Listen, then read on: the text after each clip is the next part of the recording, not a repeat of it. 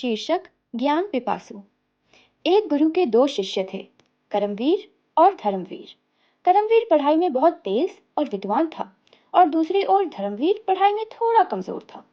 करमवीर की हर जगह प्रशंसा होती और उसे बहुत सम्मान मिलता, जबकि धर्मवीर की लोग उपेक्षा करते थे। एक दिन रोष में धर्मवीर गुरुजी को जाकर बोला, गुरुजी, मैं उससे पहले से आपके पास विद्या अध्ययन कर रहा हूँ, फिर भी आपने उसे मुझसे अधिक शिक्षा दी। गुरुजी थोड़ी देर मौन रहने के बाद बोले, पहले तुम एक कहानी सुनो। कहानी में गुरुजी कहते हैं, एक यात्री कहीं जा रहा था। रास्ते में उसे प्यास लगी। थोड़ी दूर पर उसे एक कुआं मिला। कुएं पर बाल्टी तो थी लेकिन रस्सी नहीं थी, इसलिए वह आगे बढ़ गया। थोड़ी देर बाद एक दूसरा यात्री उस कुएं के पास आया। कुएं पर रस्सी न देखकर उसने इधर उधर देखा। पास में ही बड़ी बड़ी घास उगी थी। उसने घास उखाड़कर रस्सी बटना प्रारंभ किया। थोड़ी देर में एक लंबी रस्सी तैयार हो गई, जिसकी सहायता से उसने कुएं से पानी निकाला और अपनी प्यास बुझा ली।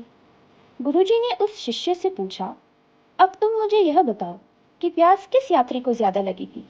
शिष्य ने तुरंत उत्तर दिया कि दूसरे यात्री को। गुरुजी फिर बोले, प्यास दूसरे यात्री को ज्यादा लगी थी, यह हम इसलिए कह सकते हैं क्योंकि उसने प्यास बुझाने के लिए परिश्रम किया। उसी प्रकार तुम्हारे सहपाठी करमवीर में ज्ञान की प्यास अधिक है, जिसे बुझाने के लिए वह कठिन परिश्रम करता है, जबकि तुम ऐसा नहीं करते। अब करमवीर को अपने प्रश्न का उत्तर मिल चुका था, इसलिए वह अब कठिन परिश्रम में जुट गया।